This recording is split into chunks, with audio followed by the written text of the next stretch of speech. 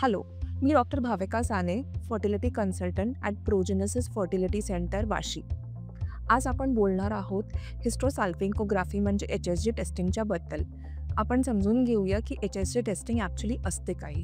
तर HSGला आपण हिस्ट्रोसाल्पिंकोग्राफी असं म्हटलं जातं. त्याच्यामध्ये आपण एक कॉन्ट्रास्ट डाय पास केलं जातं युटरसमध्ये आणि त्याच्यानंतर एक्स-रे केली जाते टू फाइंड आउट की आपले ट्यूब्स ओपन आहेत की नाहीत. मग मला काही पेशंट्स विचारतात HSG टेस्टिंग्स ही का आणि कधी करावी? आता HSG टेस्टिंगमध्ये आपण काय केलं जातं, आपण बघितलं जातं की आपल्या दोन्ही साईडचे जे फॅलोपियन ट्यूब्स आहेत ते ओपन आहेत का? तर ह्याचं कारण का आहे? कारण आपलं जे गर्भ बनतं, ते गर्भ बनण्यासाठी जे शुक्राणू आणि अंड हे दोन्ही जेव्हा रिलीज घेऊन ट्यूब्समध्ये येतात, तिथे जाऊन ते फलित होत असतात. जर ते ट्यूब्सच बंद असतील, तर तुम्हाला प्रेग्नन्सी कशी अचीव्ह होईल? ह्या कारणासाठी नॉर्मली जेव्हा कुठलेही कपल्स जेव्हा लग्नाला वर्ष झाले आणि जर प्रेग्नन्सी अचीव्ह नाही करत आहेत, तर डॉक्टर्स तुम्हाला रेकमेंड करतात की HSG टेस्टिंग करून घ्या. तर ह्या HSG टेस्टिंग्स कधी केली जाते? ही HSG टेस्टिंग्स होते तुमच्या पिरियडच्या 6व्या दिवसापासून ते 10व्या दिवसापर्यंत. कारण का तुमचं एकदा पाळी संपली की त्याच्यानंतर आपले ट्यूब्स आणि हे सगळं क्लिअरिटीमध्ये येऊन जाते. प्लस आपल्याला ओव्युलेशनच्या पहिला ही टेस्टिंग करावी लागते.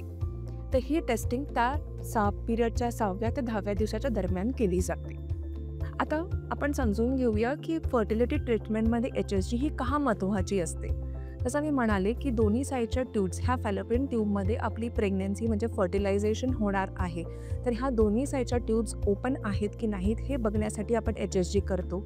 प्लस त्याच्यामध्ये आपल्याला कळतं की कुठल्याही युट्राईन ॲबनॉर्मॅलिटीज असतील तर, म्हणजे काय ते त्यातलं काही व्यंग असतील तर, किंवा त्याच्यामध्ये कुठलीही गाठी असतील किंवा मसा असेल तर तिथे पण आपल्याला एक पूर्ण कलरेशन चेंज होऊन जातं आणि आपल्याला कळून जातं की आपल्या युटरसमध्ये काही एनॉमलीज आहेत का, की आपल्या ट्यूब्स ओपन आहेत की बंद आहेत.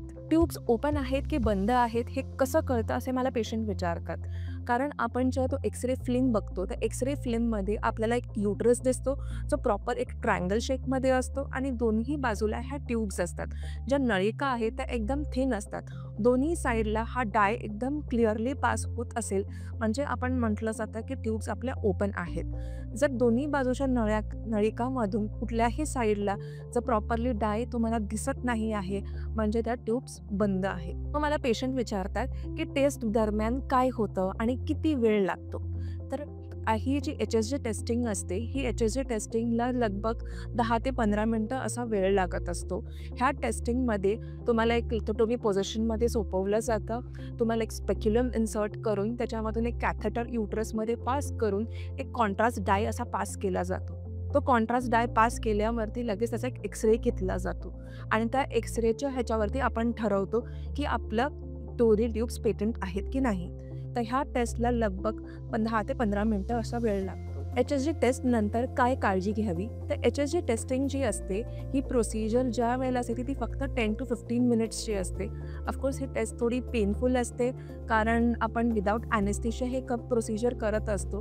तर त्यावेळेला ओव्हर दी काउंटर आपल्याला मेडिकेशन्स दिले जातात ज्याच्याने तुमचं पेन कंट्रोल करता येतं आणि हा पेन फक्त for some treatment of time म्हणजे तुमचं टेस्ट झाल्यानंतर अर्धा ते 1 तासासाठीच राहतो. आय होप आपल्या ह्या व्हिडिओमधून तुम्हाला HSG रिलेटेड सगळे क्वेरीज सॉल्व्ह झाले असतील. जर तुम्हाला HSG रिलेटेड किंवा इनफर्टिलिटी रिलेटेड काहीही क्वेरीज असतील तर तुम्ही आम्हाला कमेंट करा. आम्ही त्यांना नक्कीच उत्तर देऊ. Thank you.